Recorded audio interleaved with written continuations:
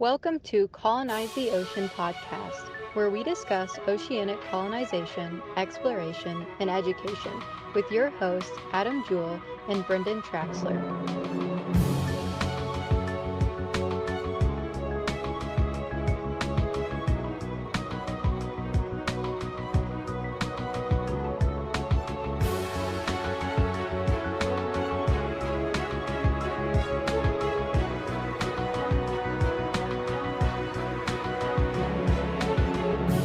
Welcome, curious minds, to The Deep Dive.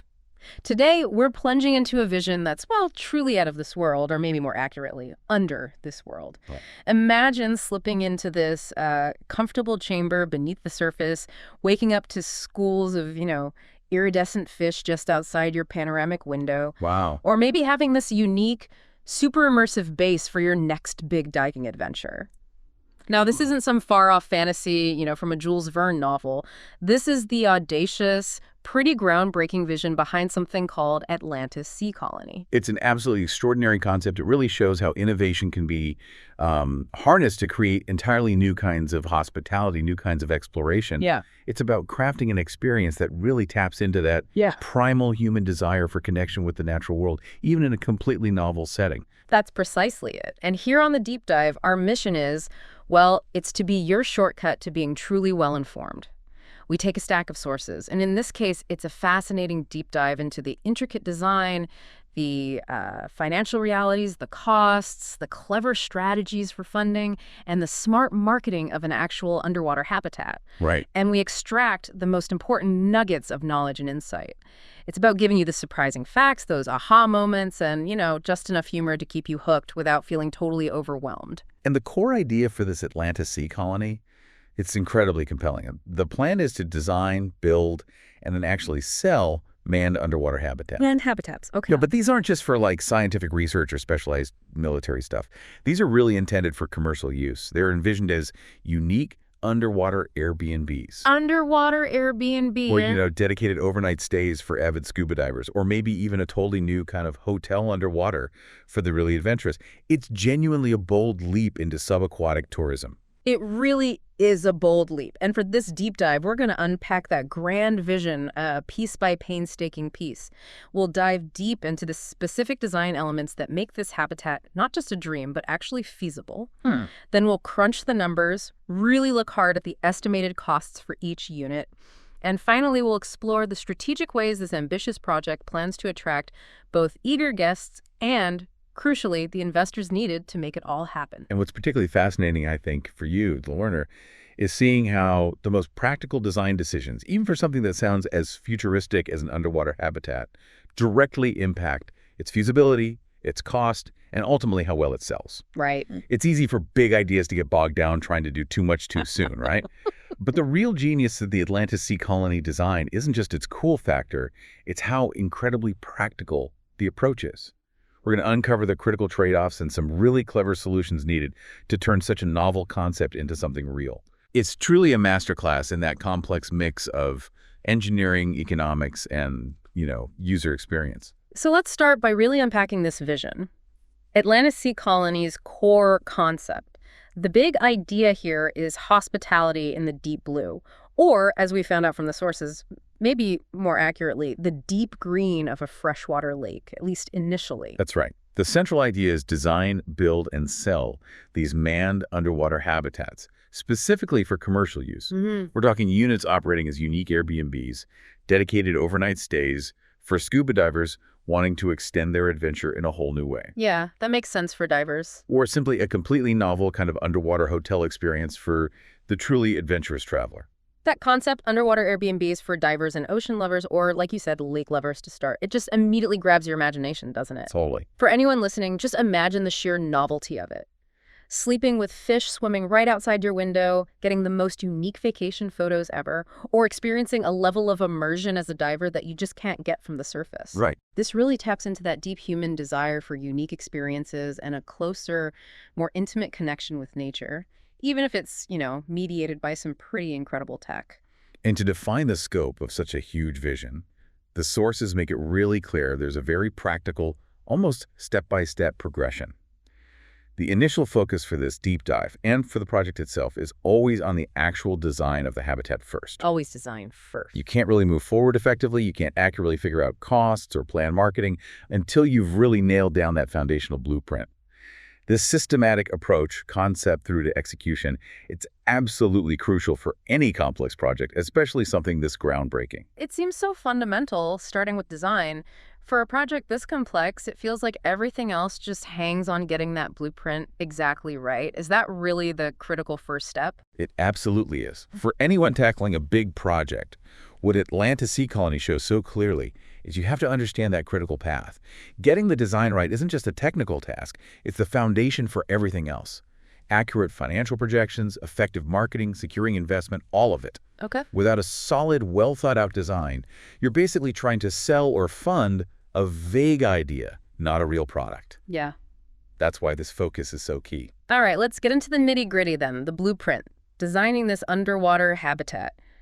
First up, there's initial structural concepts, and critically, the depth considerations.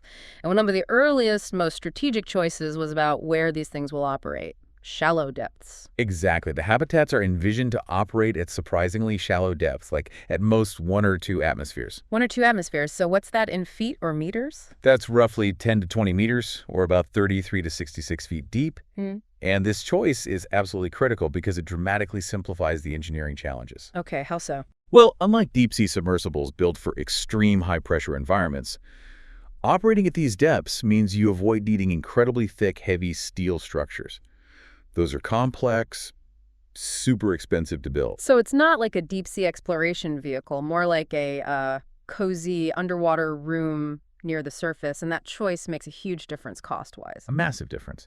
It means simpler structural integrity requirements, you can use less exotic materials, and the safety protocols are significantly less intense compared to habitats dealing with crushing pressures way down deep. Right. All of that translates directly into substantially lower construction and operational costs. It literally makes the super simple engineering, relatively speaking, a practical reality for a commercial business. So that decision right at the start unlocks the whole thing, basically. It really does. It highlights that critical insight.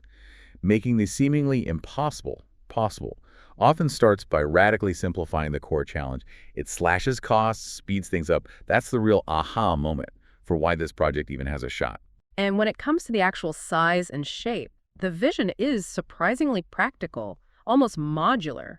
Yeah, the initial habitat design aims for a size and shape pretty similar to a standard shipping container, specifically about 8 feet by 20 feet. Like a standard container? Well, the dimensions are similar, but let's be clear, actual shipping containers wouldn't work. They've got issues with weight, corrosion, durability in that environment. But those dimensions, the 8 by 20, they're ideal for comfortably fitting 2 to 4 people. Okay. And the modular aspect, connecting units together, that's actually planned for phase 2. They're focused on nailing this initial standalone design first before scaling up. Using the shipping container dimensions just for scale is pretty clever, though. Makes it easy to visualize the space, even if they're not using the real thing. What materials are they actually planning to use, then? The preference is for materials like fiberglass reinforced composites or maybe thicker acrylic rather than lightweight steel. This choice gives a crucial balance between, industrial practicality and getting that user experience right, especially the wow factor from big windows. Because the windows. Right. Fiberglass composites are great for durability, they resist corrosion in fresh or salt water, and they're relatively lighter, which matters for transport and deployment. For a single unit this size, using these materials, with basic outfitting air circulation, plumbing, power from the surface, the estimated construction costs for just the shell and basic structure, it gets into the mid to high 6 figures. It's a significant upfront investment. Okay, mid to high 6 figures just for the basic box. Now, once you've got that outer shell, the vital question is, what's life inside this aquatic cocoon actually like? How do you turn a pressure chamber into a truly immersive, functional home? Let's talk internal layout and features. The multi-room layout sounds like it creates a good flow. It absolutely does. The habitat's envisioned with distinct rooms, designed for intuitive flow. You've got a moon pool at one end. The entry point for divers. Exactly. Yeah. That leads into a bathroom area, then into a combined dining and living room, and finally a dedicated bedroom at the other end. The layout really prioritizes the user's journey. It sounds like they've really thought about the guest experience, not just making a pressurized box. How tough is it to create that home beneath the waves feel within those tight, high-tech limits? It's a definite design challenge, but one Atlantis Sea Colony seems to address cleverly. Take the moon pool placement. Putting it at one end means divers can get in and out efficiently without dripping water all through the living space. Smart. And the progression of rooms, from the wet entry to the dry relaxation and sleep areas, that's designed to maximize comfort and utility. Makes it feel less like a science lab and more like a carefully crafted living space. Speaking of the moon pool, that's such a critical feature, especially for the scuba diver market. It's their gateway, right? Absolutely crucial. The moon pool is planned as a rectangular entrance, about 1.5 to 2 meters wide. And the design specifically calls for non-slip steps, not a ladder. Oh, that's important. Huge difference for divers loaded with heavy gear. It'll also have LED lighting and a sturdy handrail for safety and convenience. It's basically an open-bottom chamber where divers swim up into the air-filled habitat. Okay. Now, a critical design detail, important for operation, is that it needs to be sealed off to manage humidity, especially when not in use or during transport. The plan is to modernize this proven concept used in science habitats like Hydrolab, Aquarius for decades, adapting it from rugged expedition use to everyday leisure. So taking something built for hardcore science and making it, well, user-friendly, even luxurious. What's the hardest part of that shift? Balancing the ruggedness with comfort. That balance is precisely the tricky part. A scientific moon pool is pure utility, often stark industrial. For leisure, you need easy access, safety, a welcoming feel, hence the non-slip steps, the handrails. Plus, the design includes a watertight sliding stainless steel door with a strong rubber gasket to seal the moon pool. This is mainly for transport or maintenance when surfaced, or maybe in a rare emergency. Okay. But here's a clever bit. Once the habitat is down and running, that hatch can actually be removed and stored.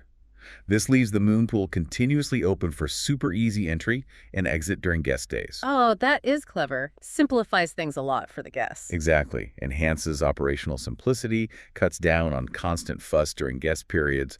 This whole moon pool set up the frame, gasket, steps, basic ventilation that's estimated around $15,000 to $25,000. Okay, so you've just surfaced from an amazing dive through the moon pool, probably dripping wet. Next stop is obviously the bathroom.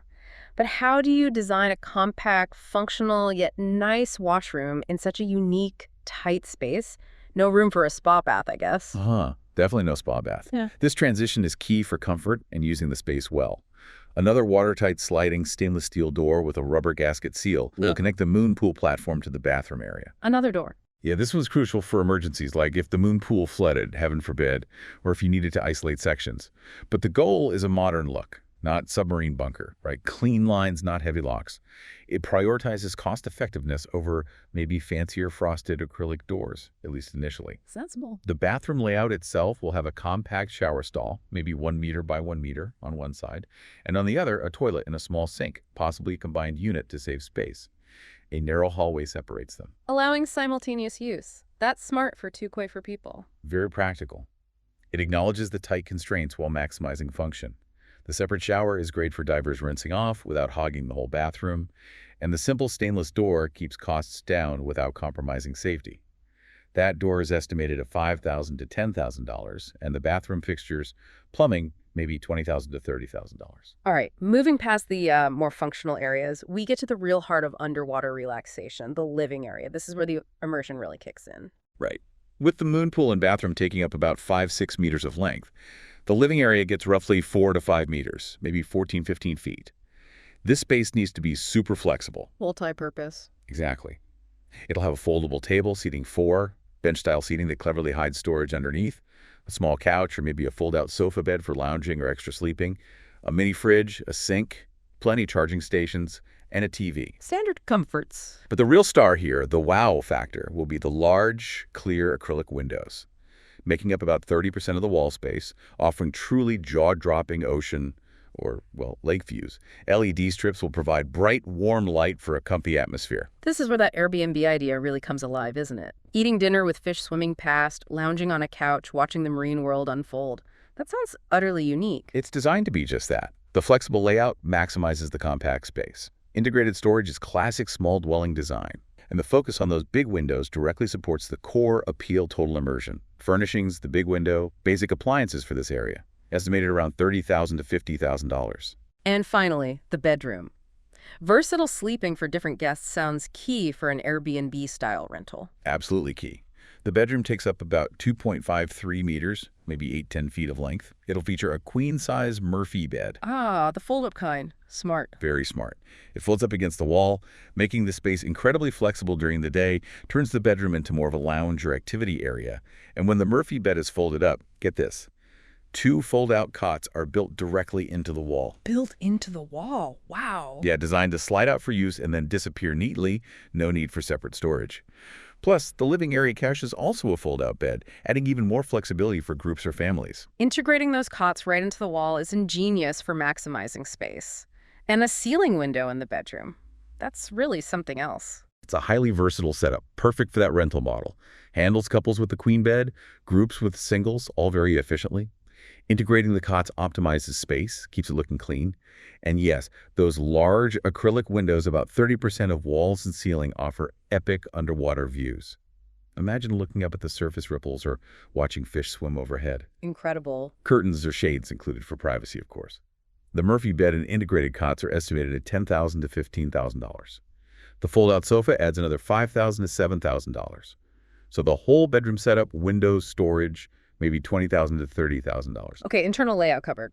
Let's pivot to that visual immersion, those panoramic windows, the wow factor. What are the engineering thoughts there? Underwater windows sound tricky. They are a major consideration. A significant chunk of the habitat, 30–40% of walls and ceiling, especially living and bedroom areas, will be large, clear acrylic panels, designed for stunning panoramic views, an unabridged view of the ocean, as the sources put it. Acrylic, not glass. Right. While transparent walls sound fragile, thick acrylic is the choice here. It offers superior durability, impact resistance, and optical clarity specifically for underwater use. It often handles pressure better than glass in these applications. And yeah, those ceiling windows are a unique touch looking up at the surface light. Essential for comfort, too, I imagine. Absolutely. Curtains or shades will be included for privacy and light control day and night. This is really the feature that sells the whole experience. Imagine that front row seat from your bed. Truly an epic view. Definitely the money shot. Now, beyond the view, there's the crucial stuff. Stability, maintenance. You mentioned a cradle system innovation. How does that work? Right. Instead of just simple steel legs sitting on the bottom, which would corrode and be hard to maintain, the habitat uses this dedicated cradle system. It involves a heavy steel or concrete base with sturdy legs that gets built and sunk to the lake bed first. Okay, a heavy base goes down first. Exactly. That base is the main ballast and anchoring point, designed to be permanent. Then the lighter living module is shipped out and ratcheted or pulled down onto this fixed cradle using special mechanisms. That cradle system sounds really smart, like a game changer for keeping it going long term. What's the big advantage of separating the living part from the anchor? It is ingenious, precisely because it separates the heavy permanent anchor from the livable module. This lets you raise and lower the habitat for maintenance, big upgrades, or even complete replacement without messing with the fixed base. Ah, okay. It's described as a game changer for longevity and flexibility. Adds engineering complexity up front, sure, but it's a solid investment for long-term operation and scalability. If a module needs major work, lift it to the surface, fix it in a controlled environment, put it back down, or swap it for a new one. Using what, hydraulics? Probably hydraulic jacks or powerful winches for that precise raising and lowering. The cradle system and its rigging might add an extra $50,000 to $100,000 to the cost, but for a sustainable business model, it's invaluable. Now, a huge challenge for anything underwater is buoyancy, right? How do they handle that, especially with lighter fiberglass that wants to float? Absolutely, a key hurdle. Fiberglass composites are durable, resist corrosion, great stuff, but they're much lighter than steel. And the air trapped inside the stuff that makes it livable creates massive buoyant force. It makes it very hard to pull all that air, that structure underwater without enough weight. So it wants to pop up like a cork. Pretty much.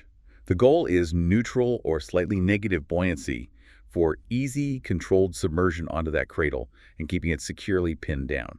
The chosen solution. Yeah. A detachable modular ballast system. Detachable and modular ballast, how does that work? It involves concrete or lead weights that literally bolt onto the underside of the habitat. That sounds incredibly practical, especially for making more than one and for getting it there in the first place. Exactly. It's super practical for scaling up to multiple habitats because you can reuse these weights from one unit to the next, saving big long-term costs if you build a fleet. It also means the habitat itself can be transported lighter, maybe on a barge, and then weighted down on site just before deployment. Okay, how much weight are we talking? Let's do a rough calculation. An 8 by 20-foot habitat, that's maybe 40 cubic meters inside. The air alone creates about 40 tons of buoyant force in seawater. The structure itself might weigh 5–10 tons. So you need roughly 30–35 tons of ballast just to get it neutrally buoyant. 30 to 35 tons, wow. Yeah, huge amount. So that could mean, say, 6 or 7 modular blocks, each weighing 5 tons, bolted underneath. Were there other ways they considered adding weight? Why pick this one? Absolutely. Other ideas were looked at, like integrating a permanent steel frame into the floor. That adds weight, sure, but it makes the module heavier to transport, it's less adaptable, and the weight isn't reusable if you upgrade or decommission the habitat later. Okay, makes sense. Another option was floodable compartments within the structure, filling them with water to control buoyancy. Also rejected. Why? Adds unwanted complexity pumps, valves, potential failure points. Plus it complicates maintenance, creates wet areas where you don't want them. Right. So the detachable ballast, while it has its own cost, offers simplicity, control, and that crucial reusability. It's the most robust practical choice, those ballast blocks and the mounting system. Estimated around $20,000 to $30,000. All right, we've got the incredible vision, the detailed blueprint. Now let's hit the numbers game. Yeah. Cost breakdown, the budgeting for these ambitious habitats. What's the total tally for actually building and outfitting one unit based on everything we've discussed? Okay, let's pull it all together. Based on those detailed design elements, we can break it down. For the main structure, fiberglass, internal frame, those big acrylic windows, basic shore-tied life support systems, we're looking at roughly $400,000 to $600,000. Okay, the core structure. Then add the detachable ballast system, $20,000 to $30,000. The specialized moon pool setup, $15,000 to $25,000.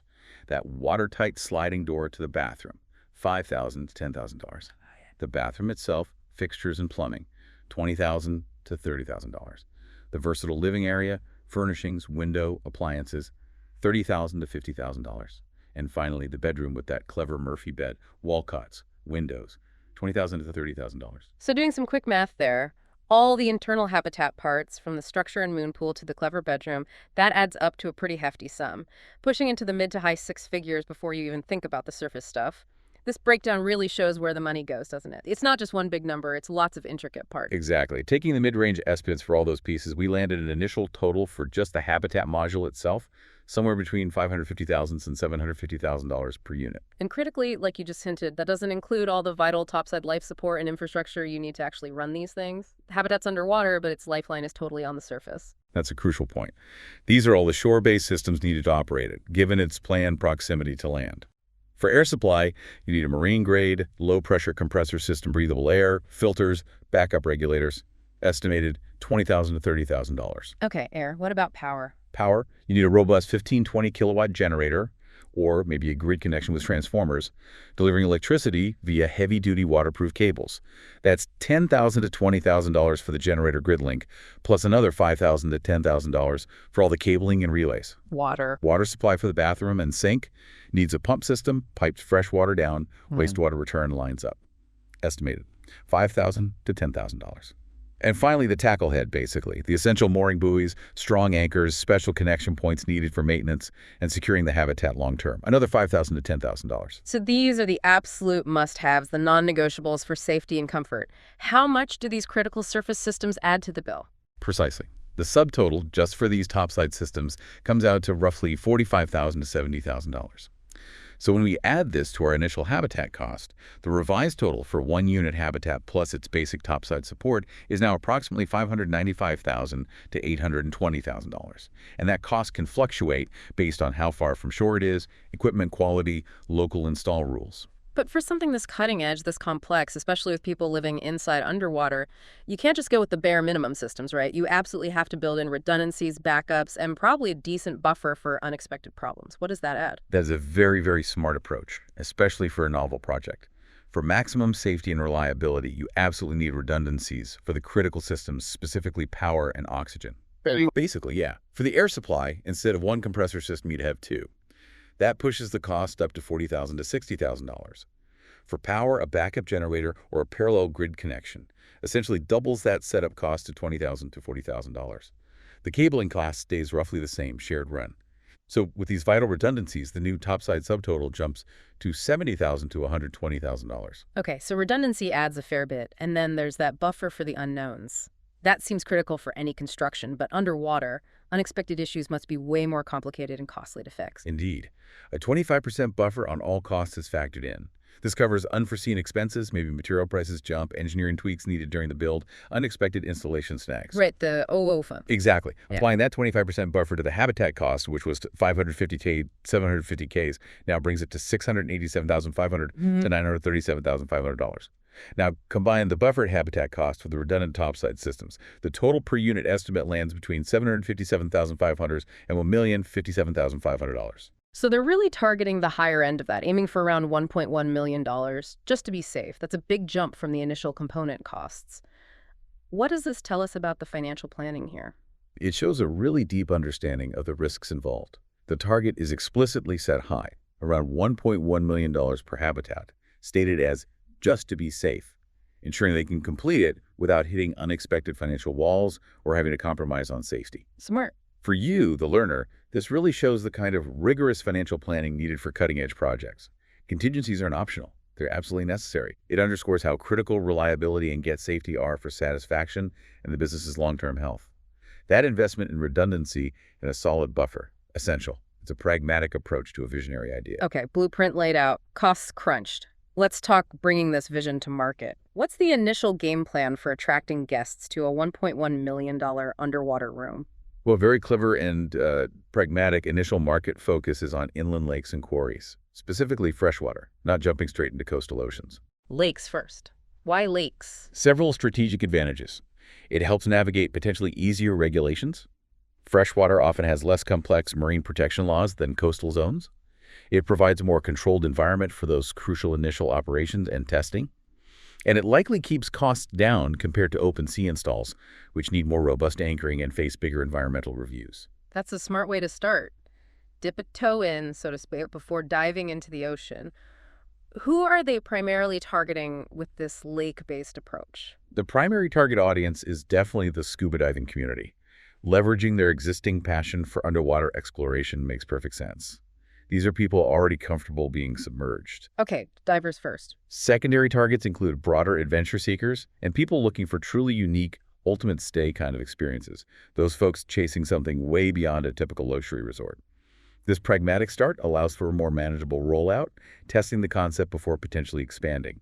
And focusing on inland lakes and divers really sharpens the marketing strategy, lets them be super targeted. So how do you market a $1.1 million underwater habitat? Mainly to divers and adventurers. What channels, what approaches are key for such a niche but passionate audience? The strategy is multifaceted. Focus on divers, but also appeal to adventure travelers. Visual storytelling is absolutely critical. Makes sense. Show, don't just tell. Exactly. They plan targeted campaigns on Instagram, YouTube, showcasing stunning underwater footage of the habitat in crystal clear lakes, highlighting the moon pool, those big acrylic windows, the cozy inside. It's about evoking emotion, letting people really see themselves eating dinner with fish swimming by or waking up to that surreal view. Because seeing is believing, especially for something this novel. How do they get the word out beyond just cool videos? Influencer marketing is also key, but strategically done, not just paying someone for a post, partnering with well-known scuba influencers or established dive shops for actual demo stays. Letting them experience it. Right. Offering discounted first diver experiences generates real, authentic buzz. Imagine a top dive YouTuber, someone credible, sharing their first night there. They become genuine advocates, sparking organic conversation. This could cost around $10,000 to $20,000 for maybe 2 to 3 influencers, reaching tens of thousands of highly engaged followers each. That's smart, tapping into existing community trust. What about direct ways for people to book or just check it out? A dedicated website with a direct booking system and an immersive virtual tour is essential. Might cost $5,000 to $10,000, but it allows direct reservations, really pushes that sleep with the fish vibe without middlemen. Plus, the virtual tour lets potential guests explore it digitally, maybe easing any nervousness about the unique setting. Good point. And targeting dive media. Definitely. Pitching to dedicated scuba magazines, print and digital, like Dive or Scuba Diving for feature articles or sponsored content that puts the habitat right in front of their core audience. Might cost a few $1,000s per feature. And face-to-face trade shows. Absolutely. Trade shows and events like the Big Dama Show, a huge dive industry gathering, that offers direct engagement with thousands of divers. A booth might cost $10,000 to $15,000, but you could potentially secure pre-bookings right there, generate buzz among operators. Okay. What about reaching beyond just divers? For secondary markets, listing the habitats as bucket list stays on platforms like Airbnb or Glamping Hub makes sense. Highlighting the adventure angle for non-divers who might even get certified just for this. A small ad budget, maybe $5,000, on travel blogs or adventure tourism sites could attract those thrill seekers. So for you, the learner, this really shows how even a super specialized product needs a layered marketing strategy. It's about tailoring the approach to where your audience hangs out and what really grabs them. They're selling an experience, not just a room. And finally, let's talk about fueling this vision. The crucial funding strategies to hit that $1.1 million per habitat goal. That's not Trump change for one unit, let alone planning for more. Yeah, how do you raise that kind of money for something so unique and capital intensive? Where do you even start? The funding strategies have to be specifically aligned with that marine tourism and adventure travel niche. Recognizing that, traditional investors might initially scratch their heads. One key option, pitching to angel investors or venture capitalists, VCs. Specific ones, right? Exactly. Targeting investors who already have portfolios in marine tourism, maybe eco-lodges, unique hospitality, or adventure travel. The pitch needs to emphasize the huge, growing global scuba diving tourism market, over $3 billion a year. Show there's clear demand for underwater experiences. Okay. A polished pitch deck, ideally with a compelling prototype demo or really good renderings, could potentially attract $50,000 to $100,000 from a few key investors to cover initial costs. The rest might come from pre-sales or loans. These investors are looking for the next big thing in experiential travel. That makes sense. Find investors who already get the market, see it as expanding an existing industry, not just pure sci-fi risk. What about a more direct-to-consumer approach, like crowdfunding? Crowdfunding platforms like Kickstarter or Indiegogo are another really strong possibility. Not just for the money, but for building a passionate community around it. How would that work? The strategy would be allowing divers to pre-book future stays at discounted rates. Maybe $500 to $1,000 for a future night, in the habitat selling those early bird experiences. Promote this heavily on scuba forums, like Scuboard, and in relevant social media groups. Tap right into the diver enthusiasm. Get the future customers to fund it up front. Exactly. A well-run campaign could potentially raise $200,000 to $300,000 if it gets contributions from maybe 10,000, 20,000 passionate divers. Now, this needs its own marketing push, maybe $10,000 to $20,000 just for the campaign itself, but that cleverly doubles as early promotion and market validation. You're creating early evangelists who are invested. So it's funding and marketing and community building all in one. Smart. Any other funding avenues? Absolutely. Grants and partnerships offer non-dilutive funding, meaning you don't give up equity.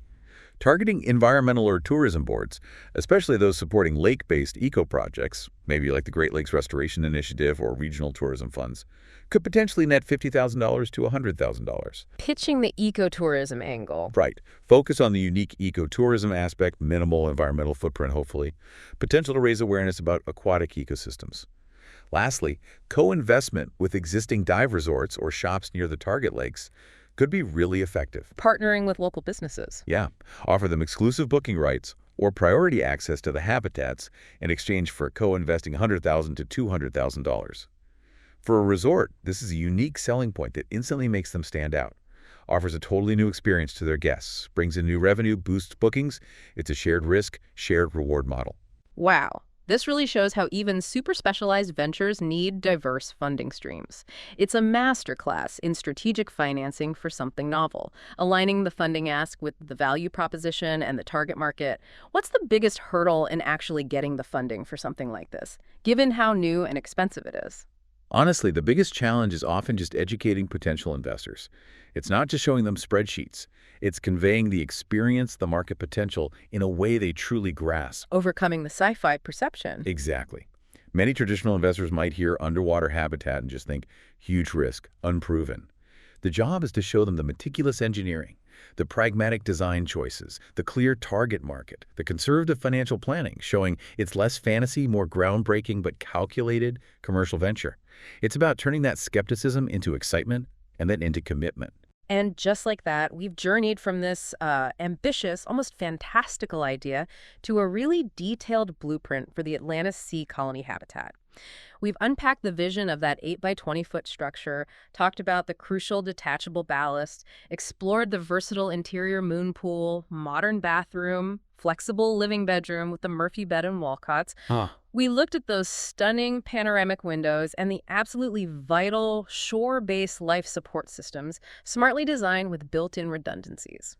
And as we saw diving into the numbers, this whole vision, carefully calculated with that prudent buffer and essential redundancies for safety and success, it's locked in around $1.1 million per habitat unit.